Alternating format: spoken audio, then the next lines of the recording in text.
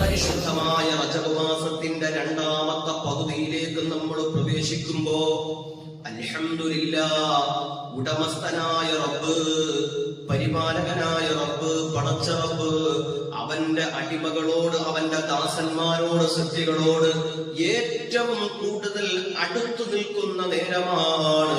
അല്ലാഹുവേ, അവന്റെ പടപ്പുകൾ അല്ലാഹുവിനോട് ഇസ്തിഗ്ഫാർ ചൊല്ലിയാൽ, പാപമോചനം തേടിയാൽ, മഗ്ഫിറത്തിനെ തേടിയാൽ, മലക്കുകളെ ഒരു ഉപാധിയുമില്ലാതെ, നിബന്ധനകളുമില്ലാതെ അവരെല്ലാവരുടെയും പാപങ്ങൾ നിശേഷം പുറത്തു കൊടുക്കൂ എന്ന് അല്ലാഹു കൽപ്പിക്കുന്ന മഹത്വമായ ദിനരാത്രങ്ങളാണ്.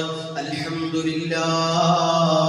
എന്റെ പ്രിയപ്പെട്ട സഹോദരങ്ങളെ, മഗ്ഫിറത്ത് എന്നതുകൊണ്ട് ഏറ്റവും മഹത്തായ ലക്ഷ്യം എന്ന് പറയുന്നത് ഒരു മനുഷ്യന്റെ അകവും പുറവും ശുദ്ധീകരിക്കലാണ്.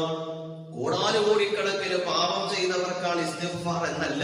പിന്നെയോ, ഒരു മനുഷ്യനെ അള്ളാഹു ഇഷ്ടപ്പെടുന്ന രൂപത്തിലും കോലത്തിലും സജ്ജമാക്കലാണ് അള്ളാഹുവിന്റെ മഗ്ഫിറത്ത് കൊണ്ടുള്ള ഏറ്റവും വലിയ ലക്ഷ്യം. മഗ്ഫിറത്ത്, ഇസ്തിഗ്ഫാർ, പാപമോചനം തേടിക്കൊണ്ടിരിക്കുക എന്ന് പറയുന്നത് അള്ളാഹു അവനെ ശുദ്ധീകരിക്കുകയാണ്. അല്ലേ? നമുക്ക് നമ്മുടെ വസ്ത്രം അഴുക്ക് പറ്റിയാൽ ശുദ്ധിയാക്കാം. നമ്മുടെ മുഖത്തിന് പറ്റുന്ന കറുപ്പുകളും അഴുക്കുകളും നമുക്ക് ശുദ്ധിയാക്കാം. എന്തെല്ലാം ഫേസ് ക്രീമുകൾ ഇടാൻ പറ്റൂ. പക്ഷേ മനുഷ്യന്റെ ഉള്ളു നന്നാക്കാൻ പറ്റൂ? മനുഷ്യന്റെ ഉള്ളിൽ കടന്നുകൂടിയ പാപങ്ങളും തെറ്റുകളും പോരായ്മകളും നമുക്ക് എങ്ങനെയാ ശുദ്ധീകരിക്കാൻ പറ്റുക? കറുത്ത് കറുത്ത് മലീനസമായി പോയ മനുഷ്യന്റെ ഹൃദയത്തെ നന്നാക്കാൻ മറ്റൊരു ഉപകരണവും ലോകത്തില്ല മുഅ്മിനീങ്ങളെ. ആ ഹൃദയം അത് പ്രകാശിക്കുകയും അത് നന്നാവുകയും ചെയ്യുക, അതിലൂടെ അള്ളാഹു സൃഷ്ടിച്ച ആ സൃഷ്ടി പടച്ചവൻ ഏറ്റവും ഇഷ്ടപ്പെട്ടവനായി മാറുക എന്നതാണ് എല്ലാ നന്മകളിലും അള്ളാഹു മഗ്ഫിറത്തിനെ അടിസ്ഥാനപരമായി വെച്ചിട്ടുണ്ട്. ഏത് നന്മയെടുത്തു നോക്കിയാലും ആ നന്മകളുടെ അടിസ്ഥാനപരമായ പ്രതിഫലം മഗ്ഫിറത്തല്ലേ.